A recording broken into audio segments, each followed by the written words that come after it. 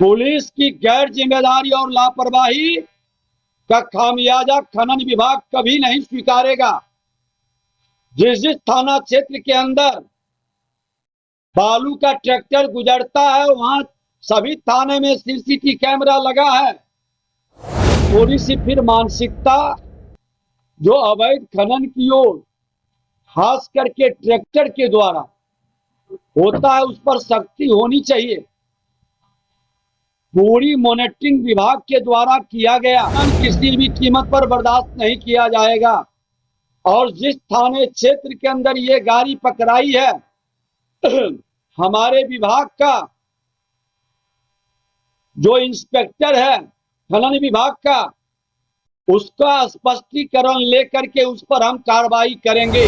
Secretary और मंत्री बदलते रहे, जो पॉलिसी बिहार सरकार ने खनन नीति की बनाई है उसमें कोई कोताही नहीं बरता जाएगा।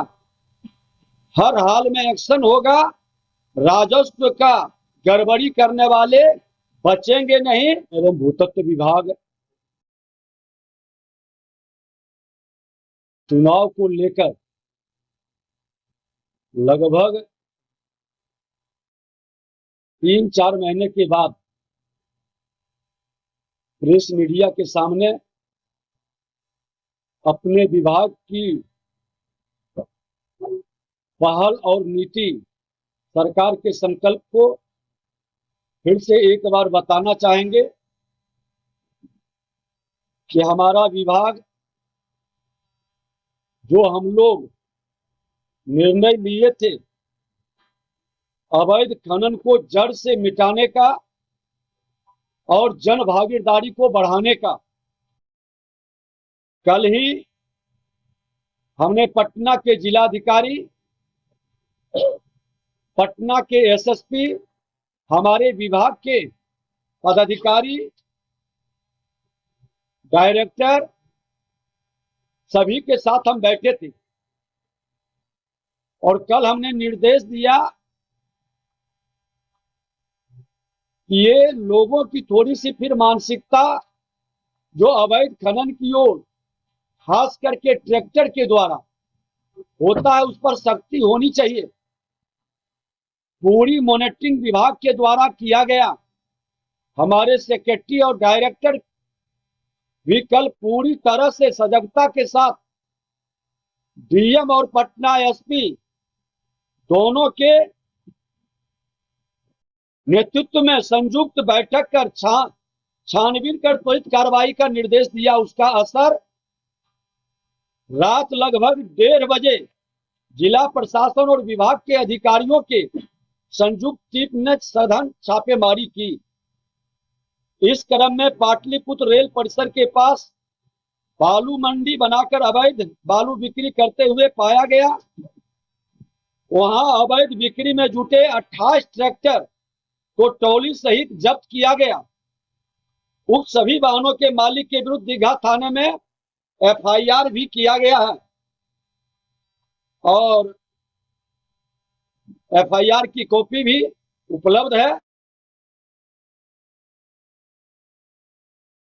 सभी 28 ट्रैक्टर पर बिहार खनिज नियमावली 2019 के तहत 56(1) के उल्लंघन के विधि सम्मत कार्रवाई की जाएगी। नियमावली के नियम 56(2) में अवैध खनन, परिवहन और बिक्री के लिए दंड और वसूली का भी प्रावधान है। इन नियमों के आधार पर जब्त किए गए ट्रैक्टर पर कुल 32 लाख रुपए का दंड अधिरोपित किया जाएगा। भोजपुर जिले के चांदी थाने में भी ऐसा ही एक सघन छापेमारी अभियान चलाया गया विभाग की ओर से, जिसमें अवैध बालू बिक्री में संलिप्त 9 ट्रैक्टर ट्रॉली को सीज कर एफआईआर दर्ज किया गया। विभाग के मंत्री के रूप में हमने कई बार स्पष्ट कर चुके हैं, सरकार की नीति और नीयत साफ है। अवैध खनन किसी भी कीमत पर बर्दाश्त नहीं किया जाएगा। और जिस थाने क्षेत्र के अंदर ये गाड़ी पकड़ाई है हमारे विभाग का जो इंस्पेक्टर है खनन विभाग का, उसका स्पष्टीकरण लेकर के उस पर हम कार्रवाई करेंगे। और पुलिस विभाग भी उस थाने से स्पष्टीकरण लेके 24 घंटा के अंदर कार्रवाई करे। पुलिस की गैर जिम्मेदारी और लापरवाही का खामियाजा खनन विभाग कभी नहीं स्वीकारेगा। जिस जिस थाना क्षेत्र के अंदर बालू का ट्रैक्टर गुजरता है वहां सभी थाने में सीसीटीवी कैमरा लगा है। सारे सीसीटीवी कैमरा को निकालने का हमने डीएम और एसएसपी को या संबंधित जिला के एसपी डीएम को हमने निर्देश दिया है कि उस थाना से गुजर रहा वहां का थाना प्रभारी क्या कर रहा है। ये थाना प्रभारी की लापरवाही किसी भी कीमत पर स्वीकार नहीं होगी। बिहार के माननीय मुख्यमंत्री कानून का राज स्थापित करने का साफ निर्देश दिए हैं और हम कथनी करनी एक करते हैं, जमीन पर एक्शन कर करके हमारे विभाग के लोग दिखाएंगे। जिनकी लापरवाही नजर आएगी कोई मर्सी उनके साथ नहीं होगा।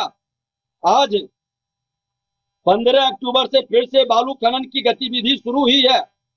आचार संहिता और पूरा चुनावी प्रशासन के कारण थोड़ी सी कहीं न कहीं इसमें निष्क्रियता या ढिलाई रही, लेकिन हमने फिर से कुछ असामाजिक तत्व इसका लाभ उठाकर जो खेल खेलना चाह रहे हैं वो कतई बर्दाश्त नहीं होगा।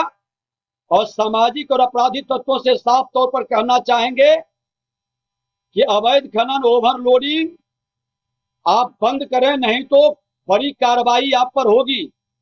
और मीडिया के लोकतंत्र के चौथे स्तंभ को भी संज्ञान में किसी भी हिस्से में अवैध खनन परिवहन बिक्री का मामला आता है तो मैं अपने बिहारी योद्धा जो कि ओवरलोडिंग अवैध खनन का गाड़ी पकड़वाता है 10,000 रुपये का इनाम देते हैं। हमारे YouTuber, social media, press media के लोग जिनके द्वारा इस तरह के सूचना देने पर वह पकड़ा जाएगा, हमारा ऑपरेशन सफल होगा, हम उनको भी पुरस्कृत करेंगे। ये खुला बिहार के अंदर बिहार के मुख्यमंत्री नीतीश कुमार जी के नेतृत्व में ये एक्शन हमने शुरू किया है और हम अपने उस प्रेस मीडिया को भी बिहारी योद्धा के रूप में वो चाहेंगे तो हम सार्वजनिक तौर पर भी सर्टिफिकेट इशू करेंगे। हमने उनकी गोपनीयता को भंग नहीं होने देते हैं ताकि ऐसे लोगों पर किसी तरह का सामाजिक तत्व का कुप्रभाव न पड़े। और फिर से मैं कहना चाहूंगा कि हमारे विभाग के अंदर आज कई जो अच्छे कार्य किए गए हैं। हमारे वृहद खनन में बैठे हैं सेक्रेटरी, हम उस ओर भी कई कदम बढ़ा रहे हैं जिसका रिजल्ट बहुत जल्द आएगा। काफी अच्छा काम हमारे विभाग के पदाधिकारी कर रहे हैं और ये सुखद संयोग है कि कई सेक्रेटरी का अनुभव हमें मिला है। सबसे पहले इस विभाग में आए थे लगभग 1.5 वर्ष का तो हमारे रवि मनु भाई परमार जी का, मिहिर बाबू का, नवदेश्वर लाल जी का और अभी श्री दिवेश सेहरा जी का 4-4 सेक्रेटरी का अपना अनुभव इस विभाग को बेहतर बनाने में योगदान दिए हैं। और निदेशक के रूप में विनोद दोहन जी, जिनका तबादला अररिया के जिला पदाधिकारी के रूप में हुआ है, हमारी बधाई है। लेकिन सेक्रेटरी और मंत्री बदलते रहे, जो पॉलिसी बिहार सरकार ने खनन नीति की बनाई है उसमें कोई कोताही नहीं बरता जाएगा। हर हाल में एक्शन होगा। राजस्व का गड़बड़ी करने वाले बचेंगे नहीं, वो दंडित होंगे।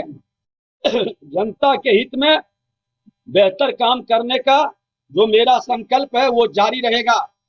और जमीन के मामले में हम लोगों ने विभाग के स्तर पर निर्णय लिया था कि कोई अपने जमीन से मिट्टी अपने काम के लिए ले जाएंगे, कोई भी थाना प्रभारी या खनन विभाग के लोग उसे परेशान नहीं करेंगे और न उसको इंस्पेक्टर राज का आभास कराएंगे। कोई गलत करता है तो नियमतः कार्रवाई होगी जो कमर्शियल एक्टिविटी में उपयोग करेंगे। खनन विभाग पूरी तरह से जनता के हित में भयभीत करने के लिए नहीं, हम रोजगार बढ़ाने के लिए और बिहार की जनता की सेवा के लिए, राजस्व बढ़ाने के लिए काम कर रहे हैं।